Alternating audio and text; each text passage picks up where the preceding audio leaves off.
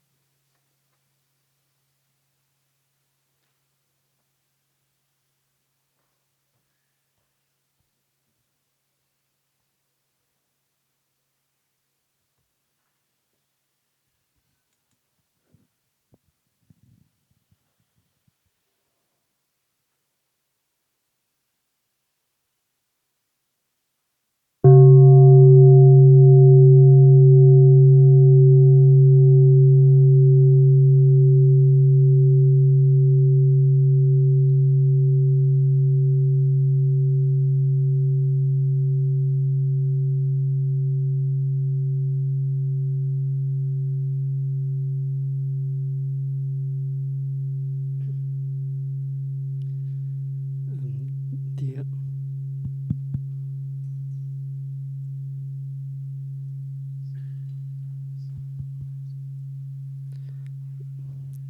dear teachers and dear Sangha,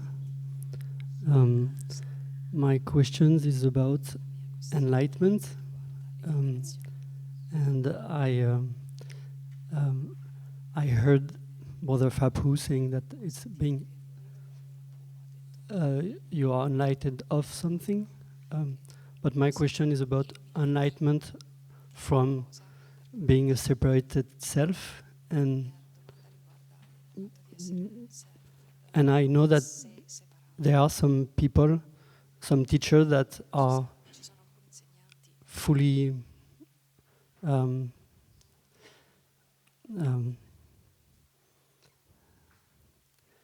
they just know that they're not anymore this ego, this person, that they this illusion, and I've been struggling with that because it seems like a goal to reach, and I guess my question is now I'm starting to relax with it. That's why I dare to come forward and ask you the question. But could you share on your experience towards this concept of being enlightened and non-self? Thank you.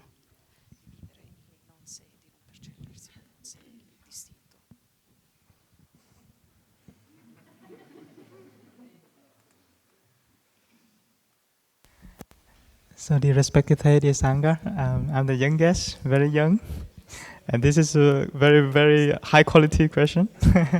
Let's see how it will turn out. Yeah. Yeah. First of all, thank you for the question.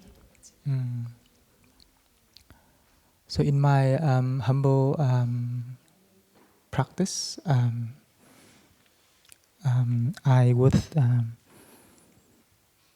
see that we human beings, we perceive, we understand the world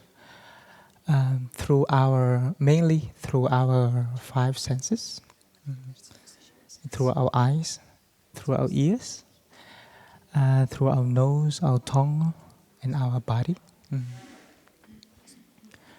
So since we are born, our worldview develops, depends on many other conditions, our brain, nervous system, and when the more our physical age gets older, more, we will have different worldview. We have different views about the world, and we have the tendency to perceive, to take into account what we see, what we hear, what we taste, and what we get in touch with as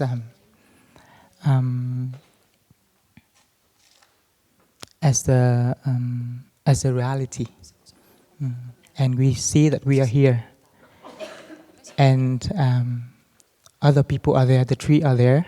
The trees are there. The sun is there. The blue sky is there. So instinctively, there's been a kind of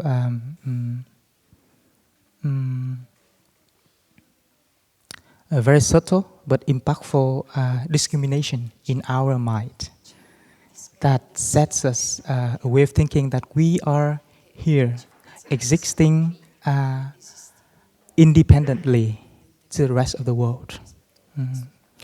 So when we encounter the teaching of Buddhism, we are trained to look at the world by another eyes, which is called Dhamma eyes. So Dhamma eyes don't rely on form. So we train the capacity to feel the energy. So in my physical body now, I know that in this period of time, it is not in the good condition. I'm undergoing a little bit of pain in my body, and I see that, all right, in this period of time, my body is in pain, and I see that some other people, they don't have this kind of pain, but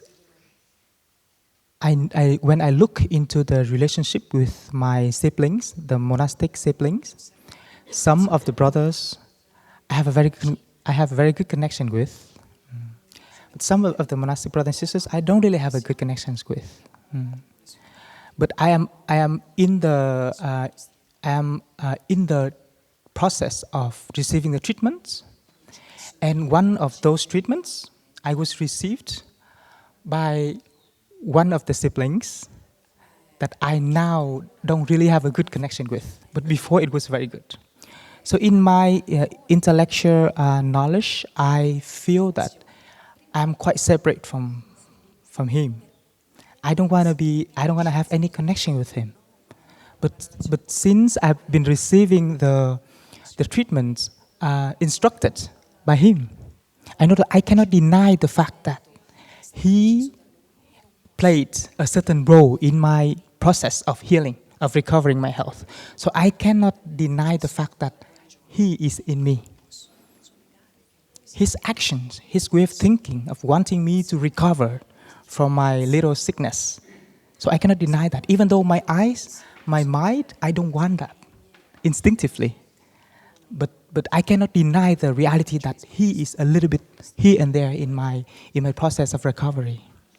So this is how I practice to let go of a separate self. And for me, this could be considered as, it sounds a bit grand, like enlightenment, but at least it sets me free. It sets me free from the idea that I cannot be separate from him and from the other elements of the cosmos, right? So this is my practice. So whenever you feel that you are annihilated from the world, you may like to look deeply into conditions of life that you are given. Just by enjoying the beauty of the flower. You see, we encounter the flower, we receive the freshness from the flower, and you become uplifting. You become uplifting just by enjoying the freshness of the flower. So the freshness of the flower penetrates spiritually and beautifully, and plays a very important role of making your soul uplifting. So this is how we reconnect to the reality, and we will not be victimized by our five senses. You are here, and the flower is there, and you have no connection at all. So this is something we can cultivate in our daily life, in the way we walk, in the way we breathe, in the way we look at things. And you can easily, we can very well establish a kind of connection with the objects of our mind. Thank you.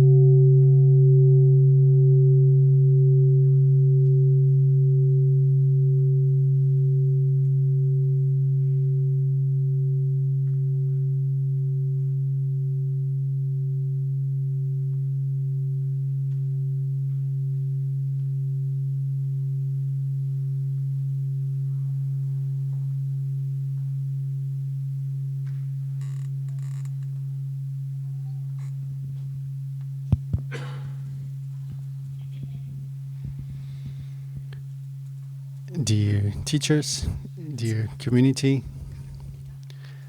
I feel my heart pounding as I don't know if I'll find the right words to ask my question. Coming to Plum Village for a week every year gives me space and good conditions to bring back home, and they last for many months. And practicing for half an hour, 40 minutes every morning also gives me energy to sustain me throughout the day. But I feel that that is not enough for me. I feel a strong urge to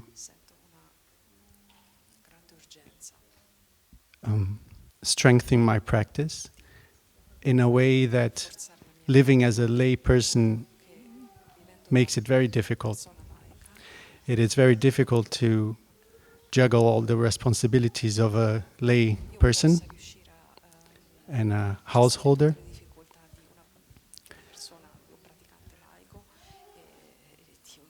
And I'm growing in frustration that life is passing and I am not finding the conditions to grow in my practice. Are there ways, this is my question, are there ways in which I can deepen, strengthen my practice to obtain deeper realizations as a lay person?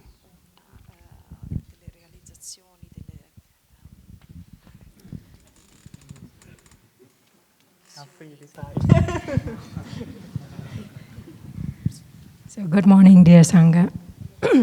So dear friend, did you ever volunteer for the summer opening in Plum Village?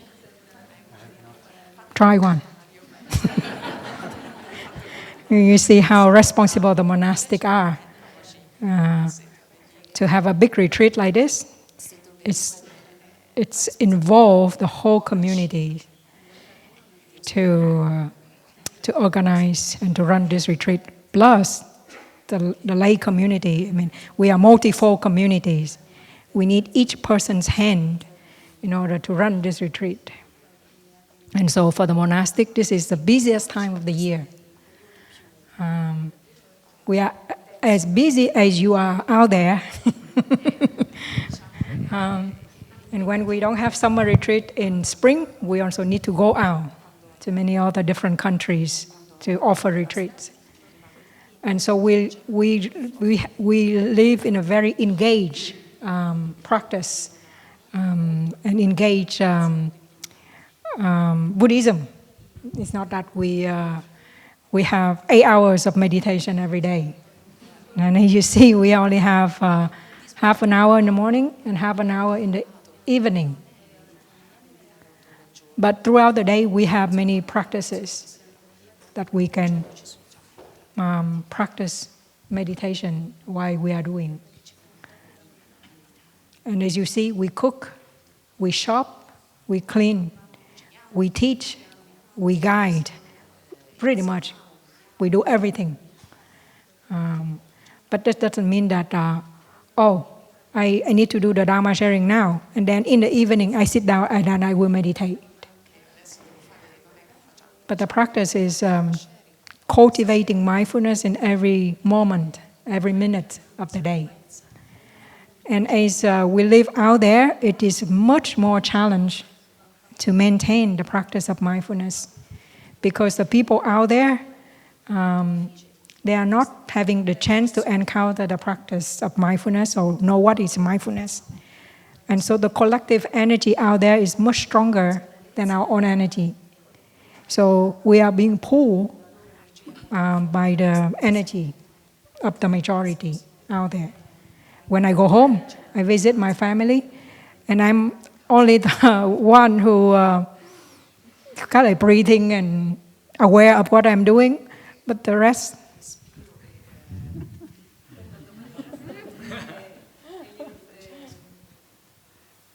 The translator have a sign. Slowly. This is mindfulness of speaking. I can be carried away of my thinking, of my sharing, of my thoughts.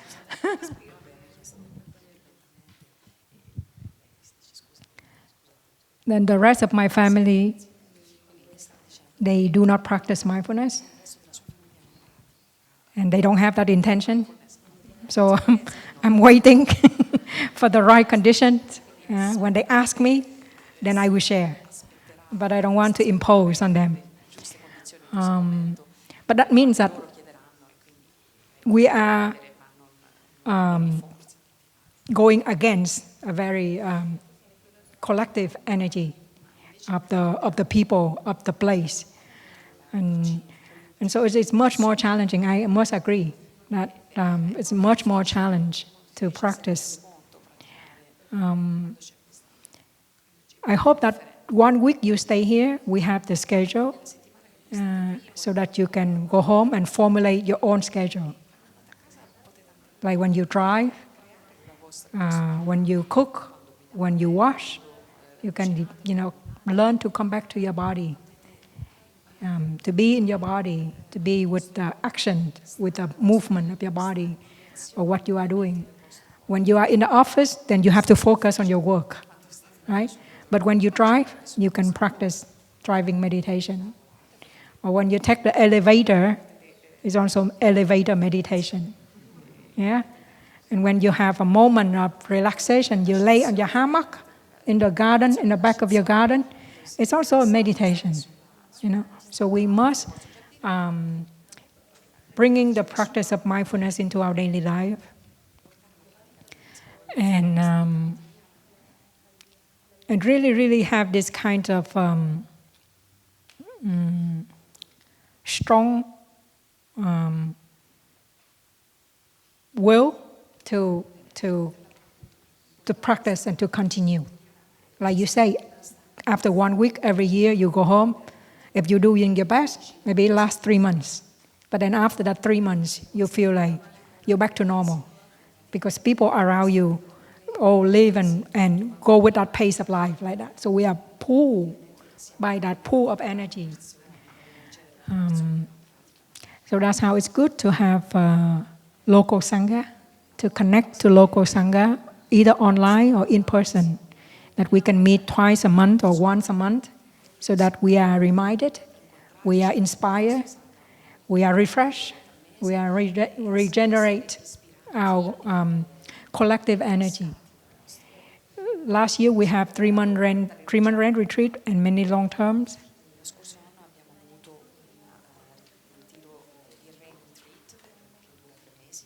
They bonded together for 3 months. And when they go home, they decide that every month they will meet online 1 time. And so because people all know the practice, so when they meet online, it reminds everybody of the practice. And so that's how they keep going for a whole year now. And they continue to do that. So if you feel alone, without reminders, without inspiration, then group practice is a very good one. Yeah? Thank you.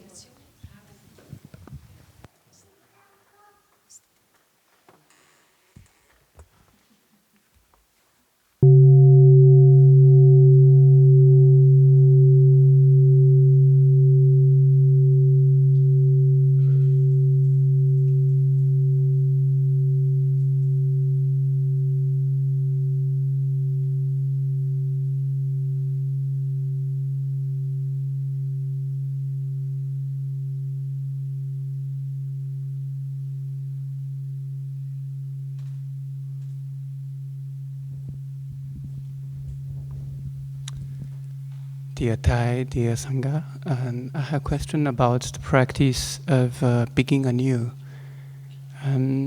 Yesterday we did the exercise in this meditation hall. I feel when I was supported by the Sangha, by the people around me, and especially when I did the exercise with someone, I'll say on the same path, it's easy. But in my daily life or in my work, or in the past or today, I can have difficulties with some people. Even today, I changed place. I live in another country. But sometimes this person appears in my dreams. It's kind of a nightmare. I didn't try to escape, but I think I have a kind of responsibility to maybe to come back to this person, to begin anew. But I found it's so difficult I don't know how to do it with someone maybe who do not believe in this practice, begin anew. One example is with my brother. The connection is less and less. When I think about this practice with him, I have a kind of concern. He might question about my intention. What is my? So I feel it's a beautiful practice, but very difficult to do it with people with whom we have difficulties or we suffered. So my question is how we can have it in our daily life.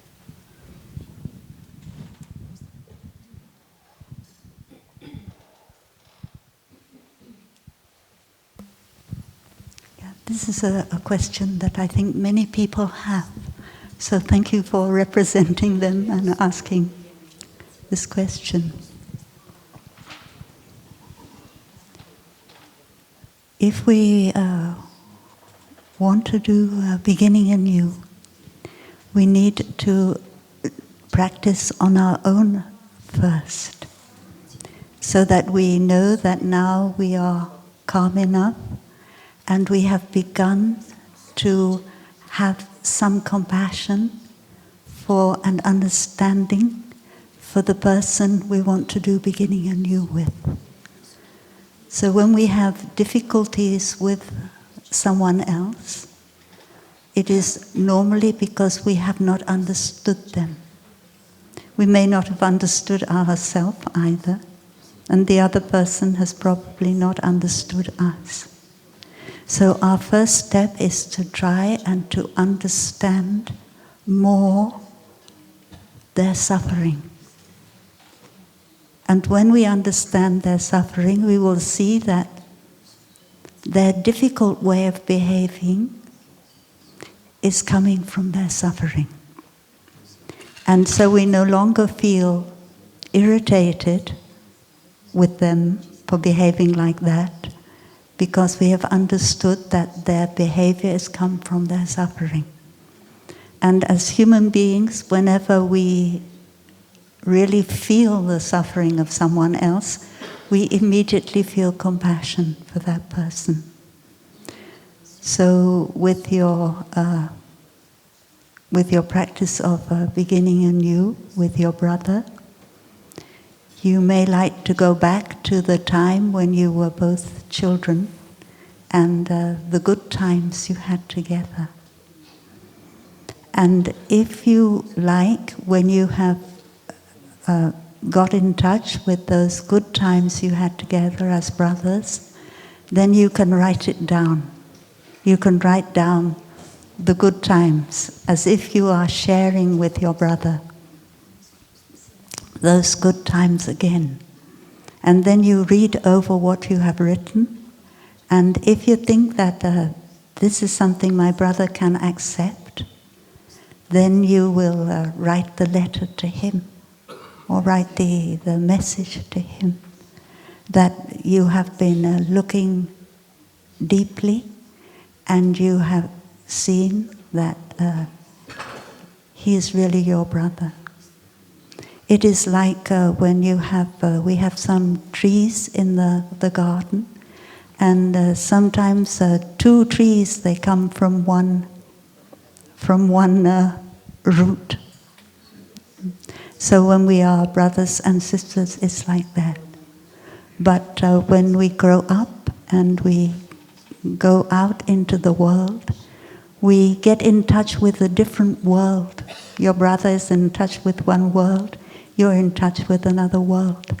And those different worlds make you feel that you are getting further apart from each other.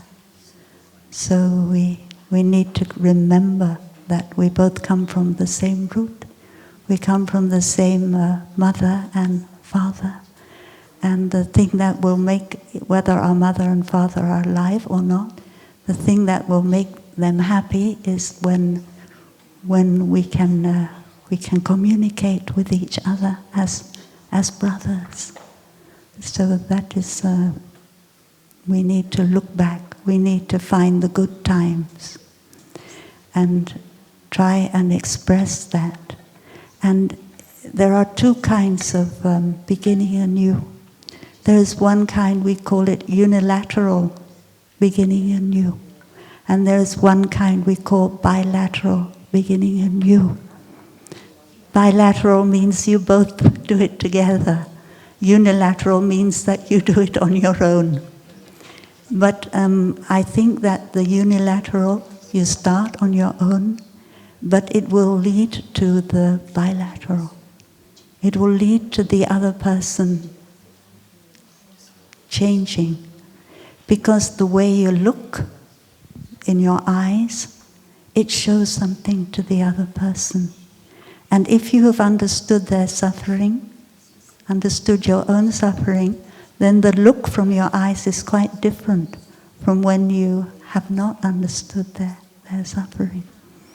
So we start with ourselves in order to be able to understand ourselves better, the world we are living in better, and then to understand the other one better, and then to try and communicate in some way.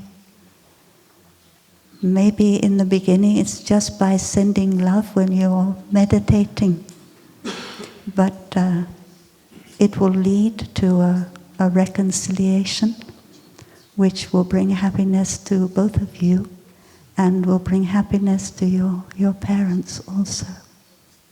Yeah, thank you.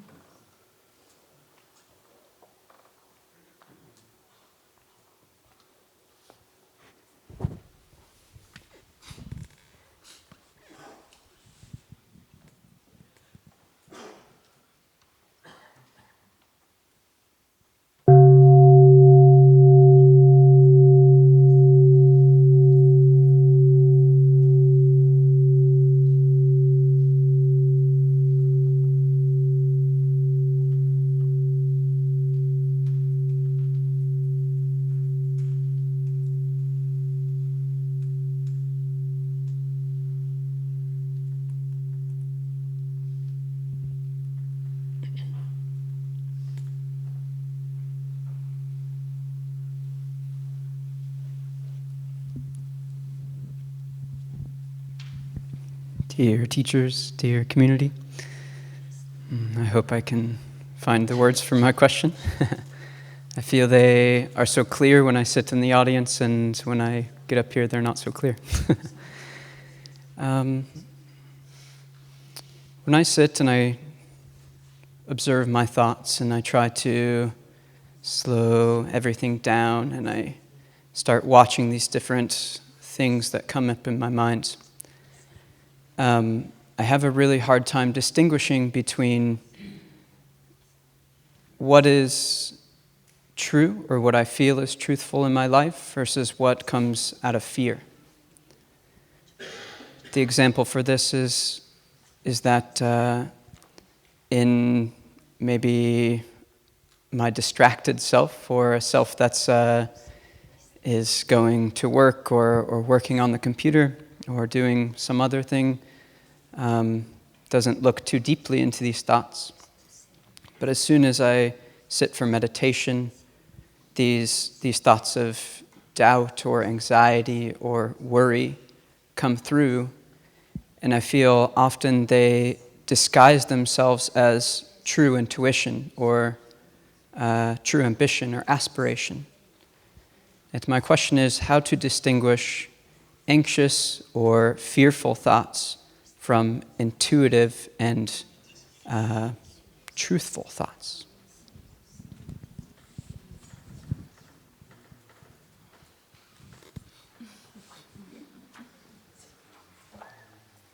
Can you repeat the question, please? The concrete one. Thank you. Yeah, let's see if I remember what I said. Yes, how to distinguish fearful or anxious thoughts from truthful and rooted thoughts or feelings.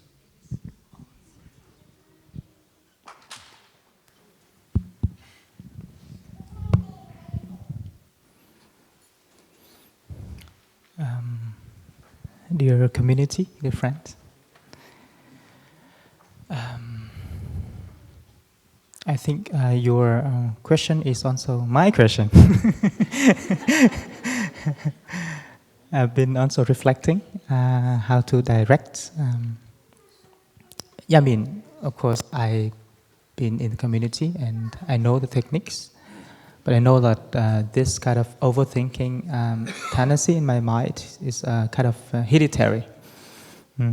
It's my mom, my dad, I think they have the same habit.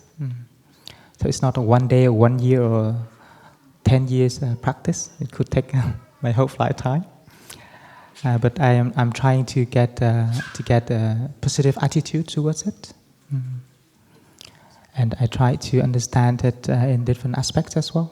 So when my understanding towards the habit of thinking, this habit of thinking increased, widened, I think I will get less worry. I gain more acceptance toward this habit.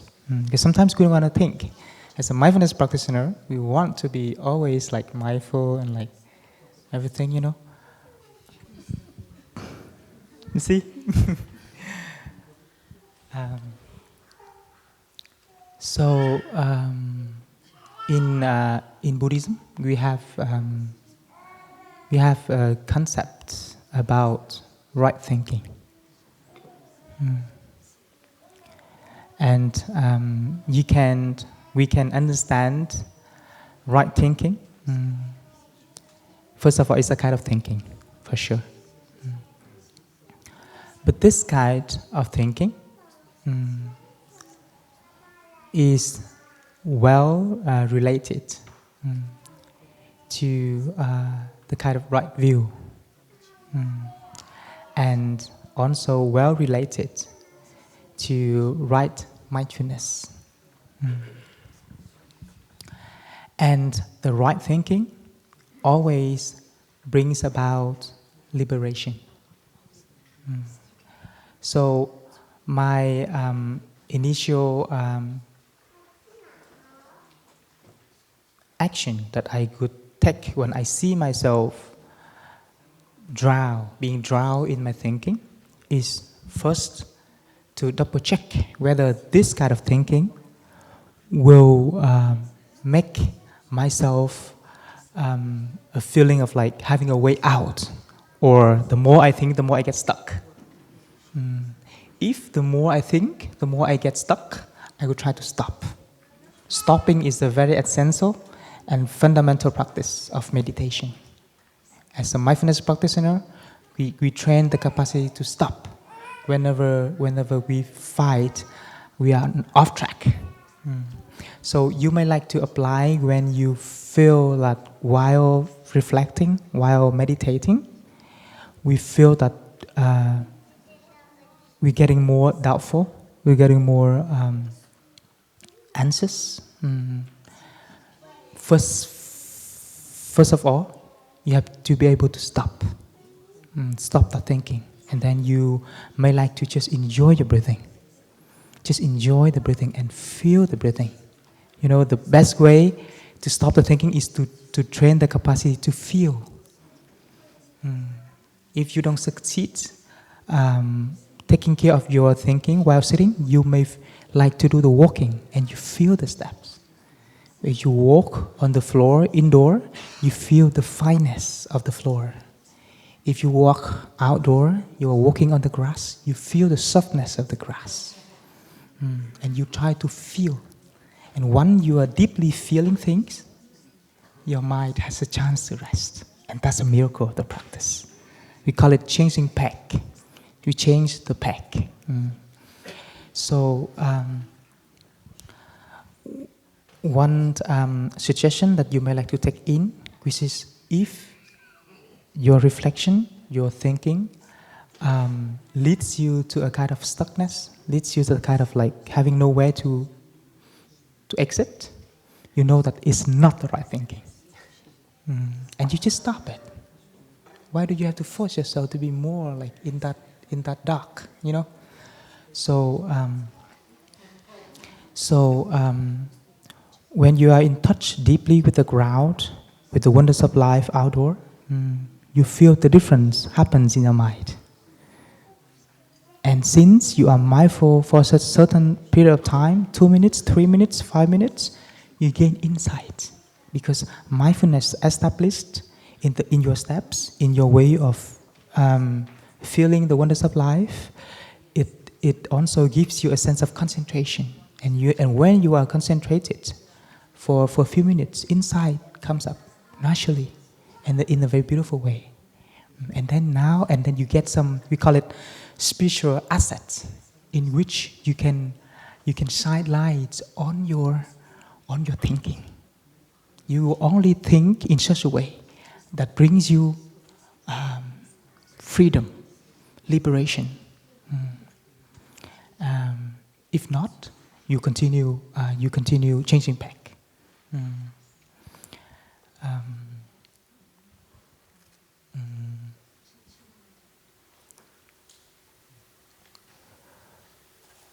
I think I will stop for now.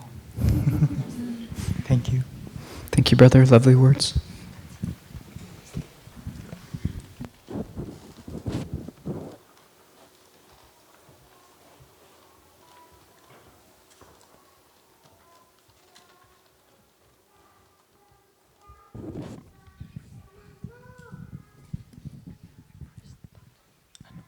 It's on automatically.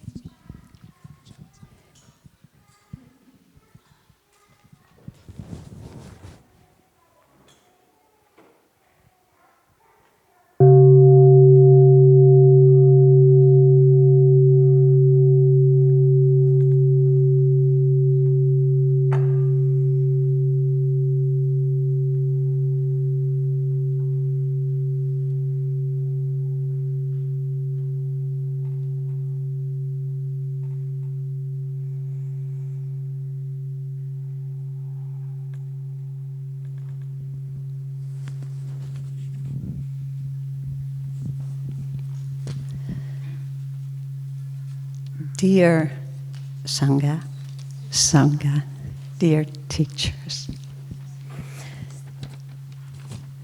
I have an important question for myself. In the second rule, it says, I'm determined not to let others kill. I hope when I die that I can say I didn't kill anybody. But I'm sure when I die, I didn't determine that other people kill. So, how can I do that?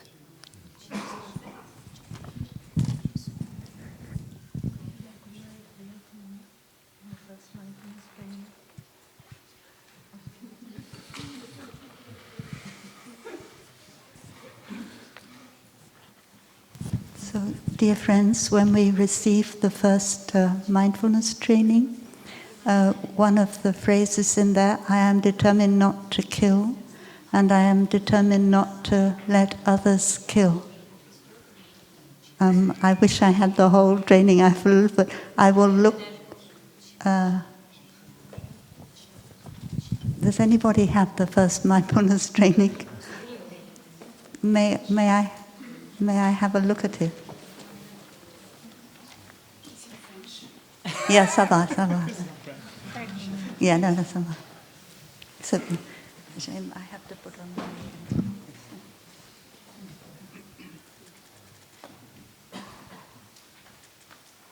You need the English version? No, I can manage. Right.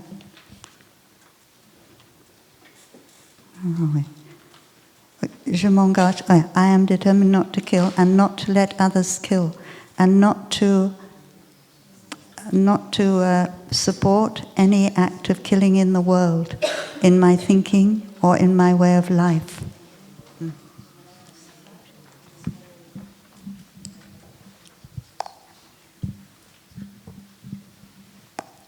So I think when we receive this training, we kneel down and we take it into our heart, and we want to practice for our whole life, then we must understand that whole sentence to go together.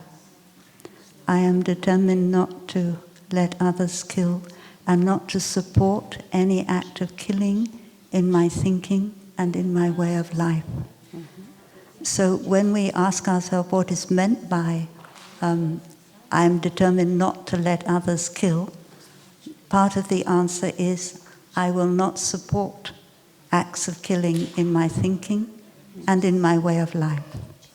So that is something we can do, more or less. But in our way of life, as we are finding ourselves in the situation of climate crisis, the way we live is a bit difficult to stop the extinction of so many species by our way of life. If we could choose everybody in the world live like we do, then maybe we could do it. But we still have to drive our car. We have to rely on electricity company. We have to rely on the company that dig the oil out of the earth and things like that. In order to live, we have to do that. So another thing we realize about the mindfulness trainings is that, as it's been said many times, I'm sure you've heard many times, they are the North Star. They're not we want not to get up onto the North Star, but we want the North Star to guide us in our life. So the mindfulness trainings are to guide you. And when you come together with your Sangha and you recite the mindfulness trainings once every 2 weeks or something, then you will be asked the question, have you done your best to study, practice and observe this training during the past month or something? And when we ask that question, we look deeply at what we have done in the past month. And can we do better? And we don't say, yes, I have done my best, or no, I haven't done my best. We just look at how we've done, and if we've done something we feel that we could have done better, we acknowledge to ourselves, I don't want to do that again. So that is your way. And then I think when we are lying on our deathbed, and we are still lucky, we are still conscious, and we ask, have you done your best to observe this study, observe and practice this mindfulness training? We can say, yes, I've done my best. But obviously I cannot stop people killing in the world. But I have done my best to, like we heard in the Dharma talk, I've done my best to stop the war in myself, the war with my family, and so on. Yeah, so we cannot be perfect. Thank you.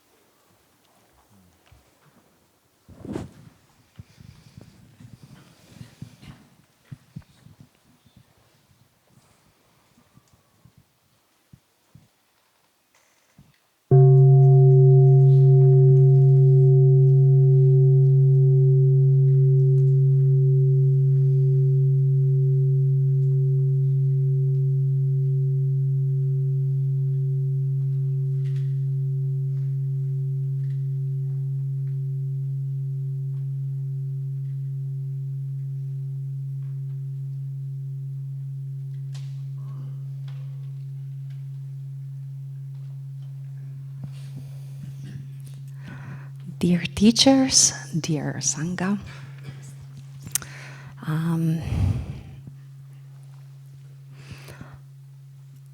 so yesterday while I was offering the interpretation service during the beginning, the presentation of the beginning anew practice, I noticed that many people were crying already at the first step when they had to share, to communicate to other positive qualities of the beloved ones they wanted to talk to. I did the same at the time when I did it. And also yesterday, a small child offered me a very powerful teaching, very, very powerful teaching, and I cried. So my question is, why do we cry when we experience these beautiful, positive things? I was wondering if it was a habit energy of melancholy. What is this? And if it is a habit energy, how can we work on it so that we can be able to generate joy and to offer a smile to the world? Thank you.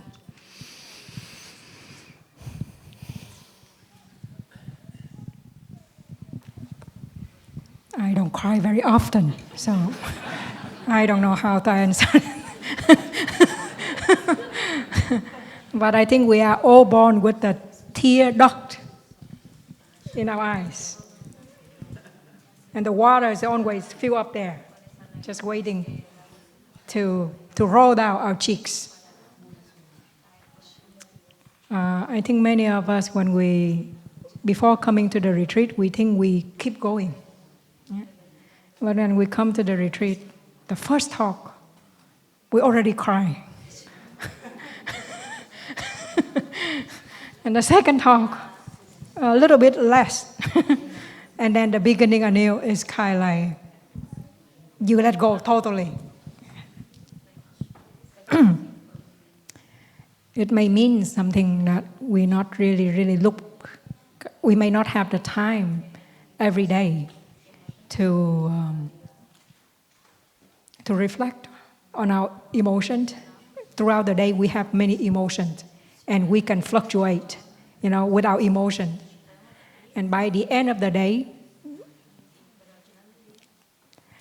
if we don't have the habit of having the silent time or quiet time, because the phone is right in our hands. And it's much more comfortable to lay down and scroll our phone. Yeah? And 1-2 hours can pass by very quickly. And we are exhausted. Our body is exhausted. And what we see in the phone, it may trigger something in us. And then when we are very tired, we have to sleep. Then we sleep. And our quality of our sleep is not that good. Let alone have time to quiet down or reflect or look into this nagging emotion by the end of the day. So this retreat is a good opportunity for us to develop this new habit. We have noble silence. I hope in Upper Hamlet we have noble silence.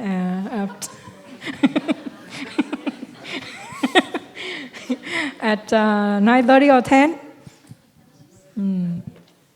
I see in the announcement of Upper Hamlet there is an announcement of noble silence.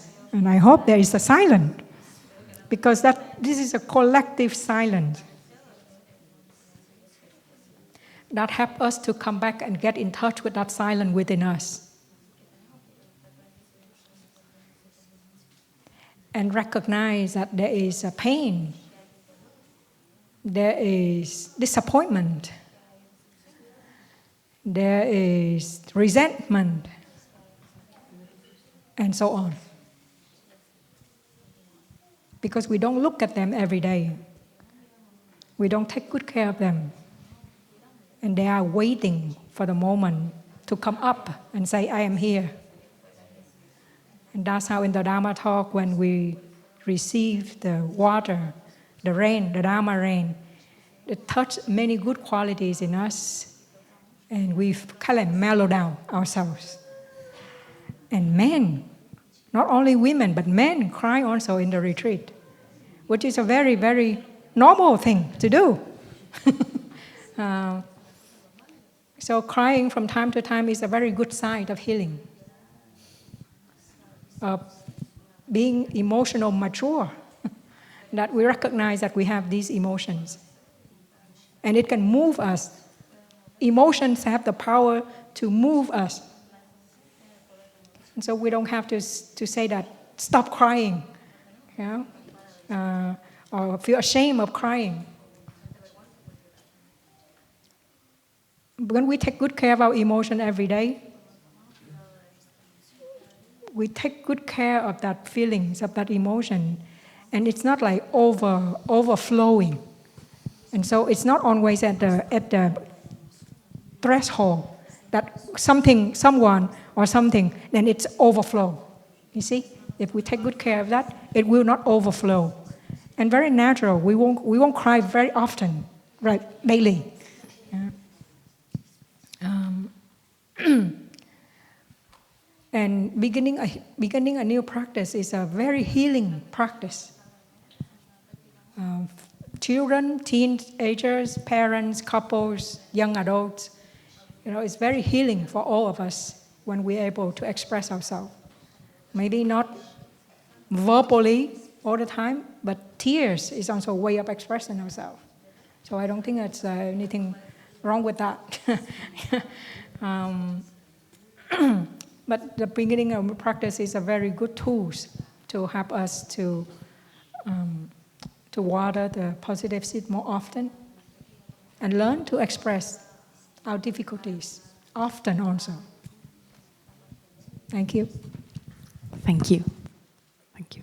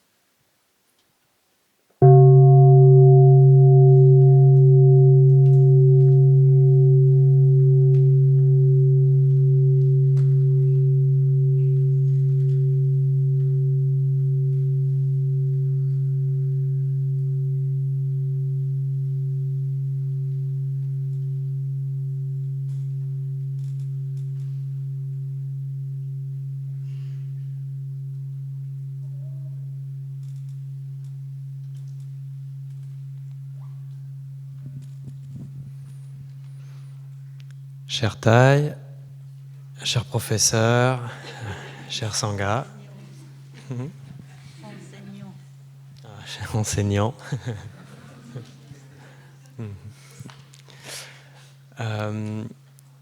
Ma question c'est que ma mère maintenant est seule, mon père est décédé il y a 1 an et c'est lui qui s'occupait de tout à la maison et à l'extérieur de la maison pour elle. Elle est dépressive elle souffre de dépression depuis très longtemps. Elle a des maladies auto-immunes, donc très dépendantes.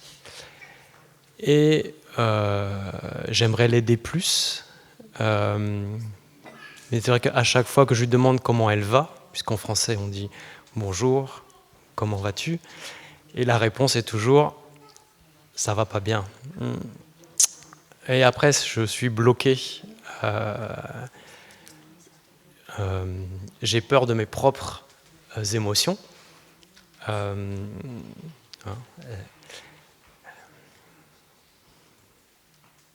J'aimerais que ma mère aille mieux, j'aimerais pouvoir l'aider.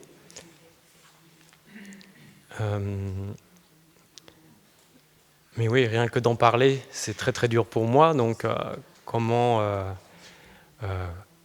comment pouvoir l'aider si moi-même, voilà, je suis vite submergé par mes émotions. Merci.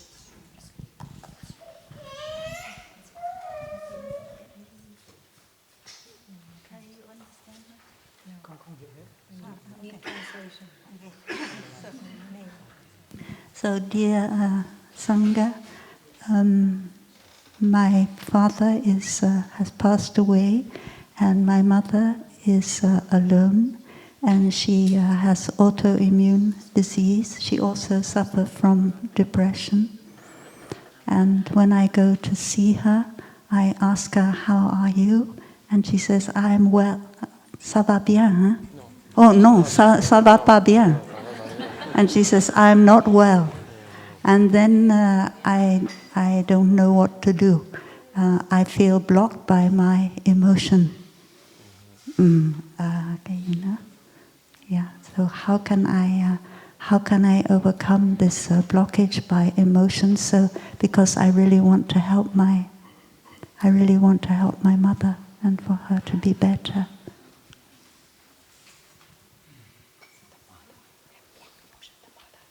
No. He. When he hears this.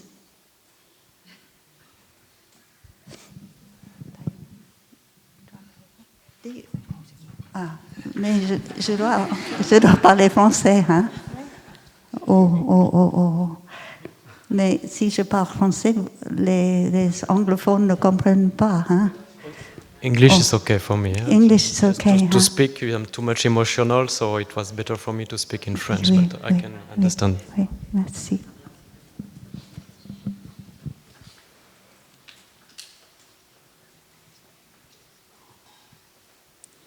Yeah, and one of the reflections that we make is that I am of the nature to grow old. There is no way to escape la vieillesse, of the old age. And it's also true of our loved ones. They are of the nature to grow old. Our mother is of the nature to grow old. And growing old, it means there is some kind of decay. There are things dying in us when we grow old.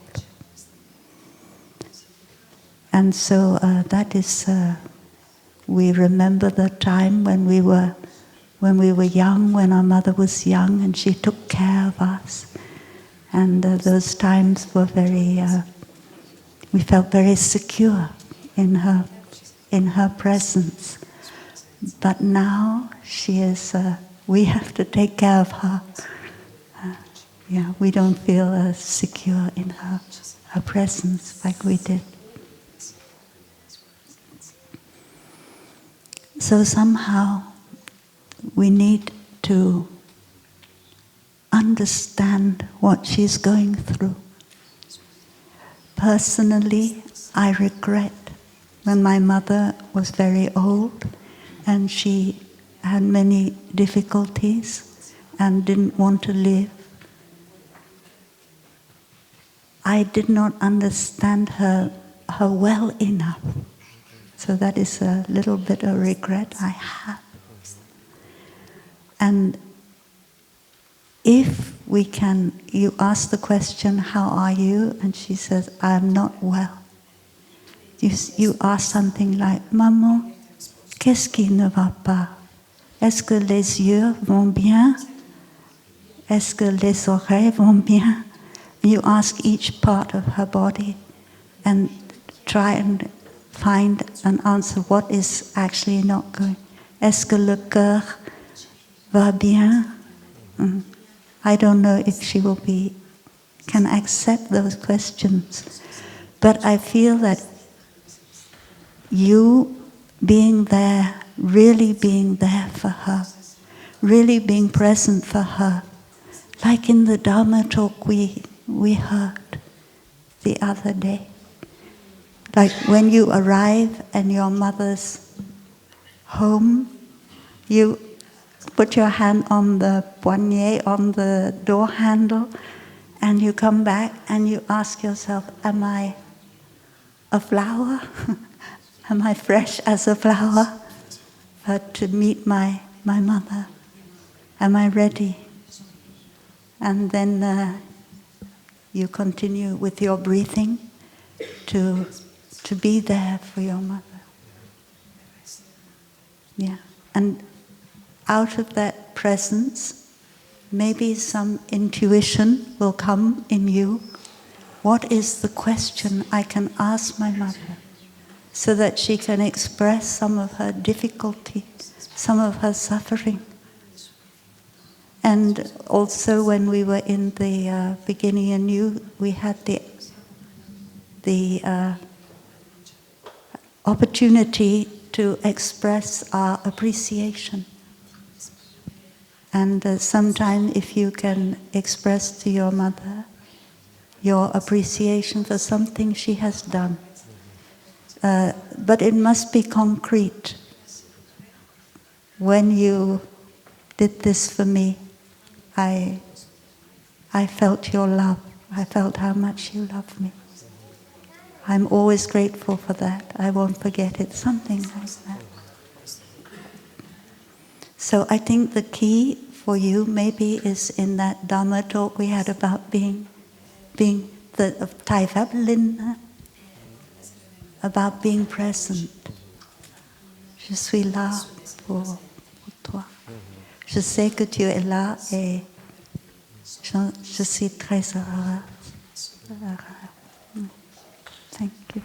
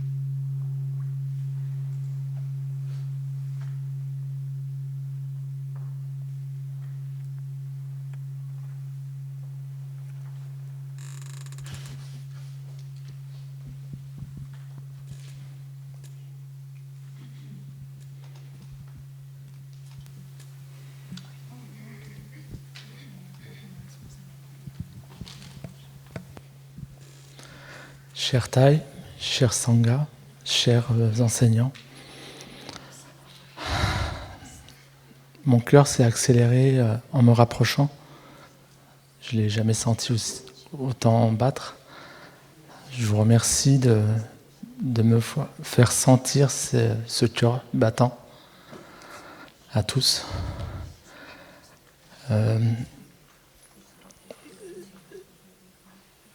J'ai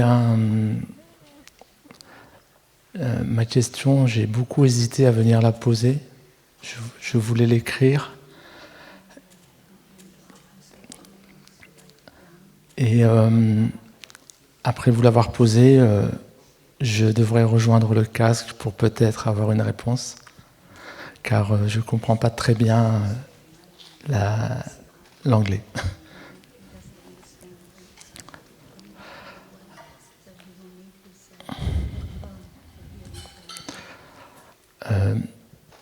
J'ai absolument aucune prétention.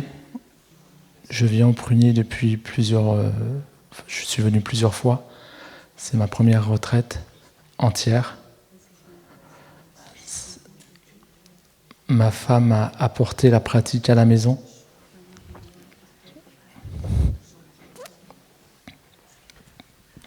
On pratique avec les enfants. C'est très fondateur, c'est très réparateur.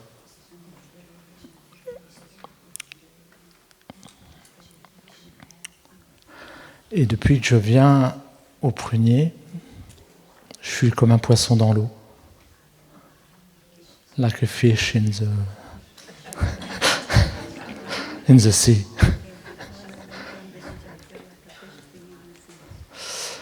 Et donc, mon interrogation, c'est je sens que j'ai développé des outils qui sont très proches de la pratique, que j'ai soigné des plaies, des blessures, et on me reconnaît une certaine écoute, une certaine attention. C'est parfois gênant. Et sans vraiment aucune prétention, j'appuie beaucoup sur ce mot, car je me demande qu'est-ce qu'il y a après.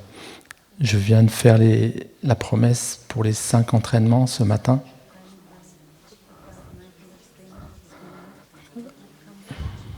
J'ai encore du travail, je sais,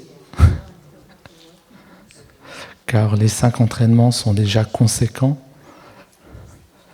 mais ils expriment à mon proche intérieur quelque chose qui m'est connu et que j'applique à chaque instant et non pas chaque jour.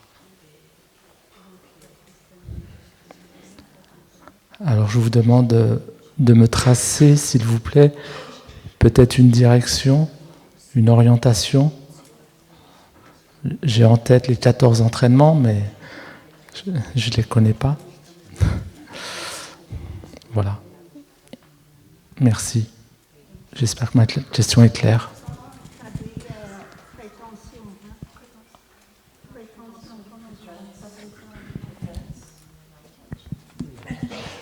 Could you summarize this question?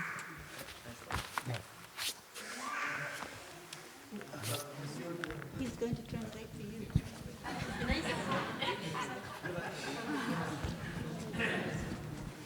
You want to summarize with the mic? Or? Yeah. Comment on traduit prétention, pretension, hein?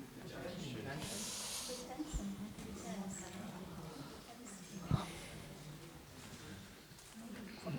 Prétention? Yeah. Could you summarize? So our friend is coming to Plum Village for a while now. His wife brought the practice into their family, and he received the 5 mindfulness trainings this morning, and he's actually looking for some guidance. What to do next, and he suggests maybe it's the 14 mindfulness trainings, and he emphasized that there is absolutely some humility about his past, and also when his friends look up to him about his behavior. He just says, very humbly, this is just what I do for now. So his questions is really, okay, what is the next step after receiving this morning the 5 mindfulness trainings?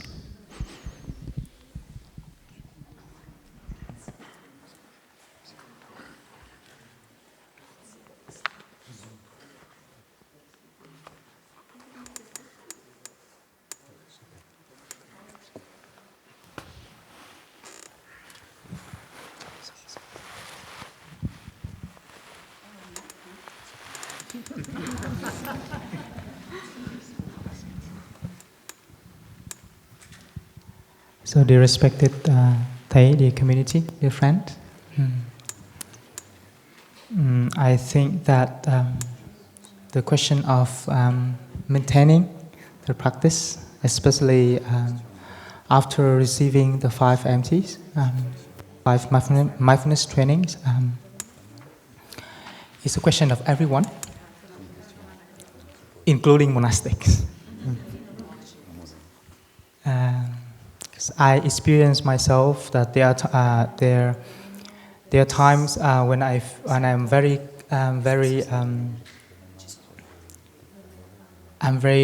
quite with the practice, but there were times I was not so with the practice. So it doesn't mean that we live in the environment where there are many supportive conditions for our practice. We will easily maintain the practice. Because I experienced sometimes in my personal practice, I took the conditions of being in this environment for granted. So I know that it is more challenging for our friends at home, but in this issue, it does happen to us who live in the monastery. So I feel that this is quite a big thing for us to contemplate how to do next, how to feel inspired with the practice. At home, and when it is a big contemplation, we need a powerful energy of contemplation at all as well. So you may like to come up here and seek for the advices from us. But within you, I believe that there's also a kind of inner power which you can motivate yourself. And it sometimes comes from your degree of mindfulness and concentration. So you may like to take this question into your main object of meditation in the next few days, for example. What are your next steps after you receive the 5 MTs? And you try not to seek the answers from the outside anymore, from any outsider. You try to cultivate mindfulness and concentration and shine the light of mindfulness on this question. How do you practice at home? How do you practice? How do we practice reverence for life, true happiness, so on and so on. And because in us, inside of ourselves, there's a kind of inner power which motivates us to go forward. And that would require a little bit of uninterruptedness in the practice. So when we have the tendency to ask from the outside, it's beautiful, but somehow it's just fulfilling our intellectual level. But when we put the question as something very alive in our hearts, Thầy in his lifetime, in his 40s, he encountered a lot of suffering and difficulties. And he also sought a lot of helps and supports from the outside. but sometimes he closed the door and he took those difficulty and suffering as his objects of meditation. When he lost his mother in his 40s, he was deeply in depression. But he was stubborn enough to stay with the practice of mindful walking and mindful breathing. And in the midnight when he could not sleep, he was in the temple and he walked out. And that insight just miraculously turned up. That he realized that his mother is in him. And he experienced that directly. You know, how did that insight come from? It is the cultivation of mindfulness and concentration in him was ripe enough. So I would like to encourage you to find that inner power within ourselves, cultivated by mindfulness and concentration. And it's much more beautiful than receiving the advice from any outsiders.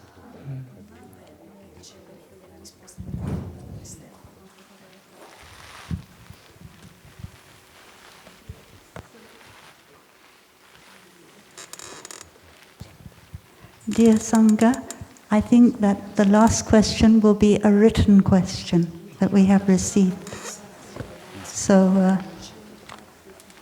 we will read the written question and then ask Sister Tuan Nghiêm to address.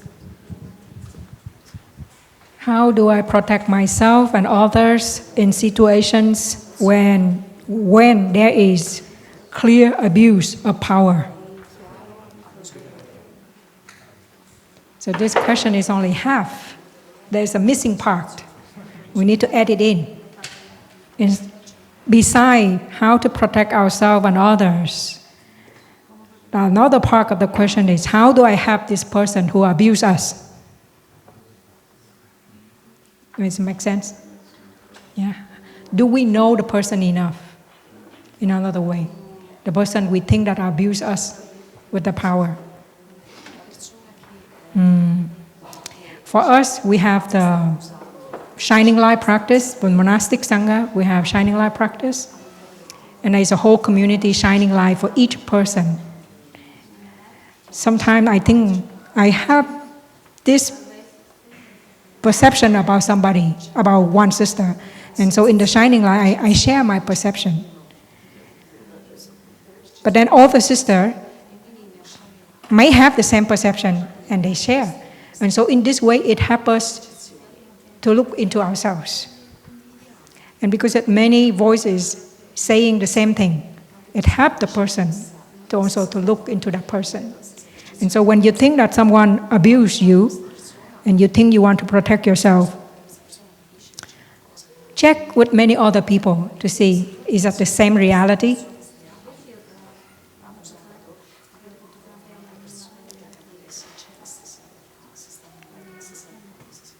And we don't want to be in a very passive position that we only protect ourselves. How long it will last, and how long we can cope with it, how long we can endure.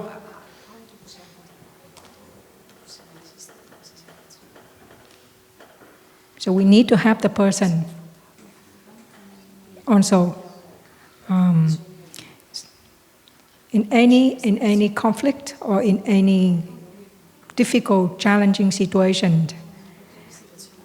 We need to work on both sides. We need to help the other person also to see that person.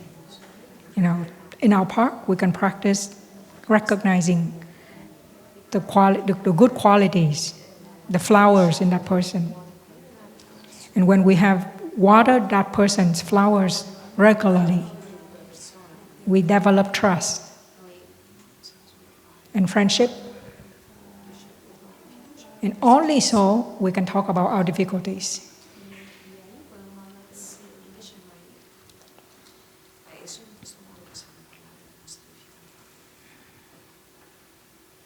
And the person may not recognize it and may deny, in the state of denial, and continue to abuse.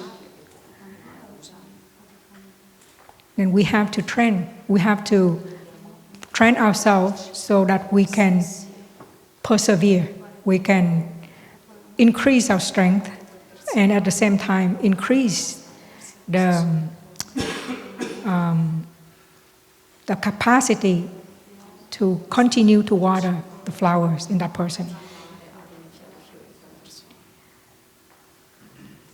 If we continue to water the flowers in that person will also recognize these qualities in himself or herself, and also see the qualities of other people. And so it may change the situation.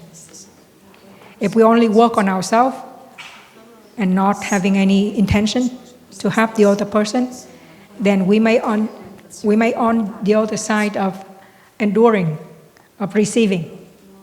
So this is a kind of working on both sides. I don't know if you have anything else you'd like to add.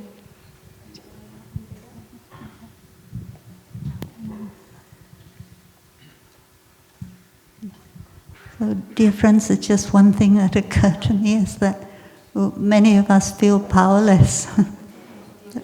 We feel that in this situation, we don't want all this killing to be taking place. We don't want many things, climate change to be taking place, but we are a minority, and we feel that we cannot do anything.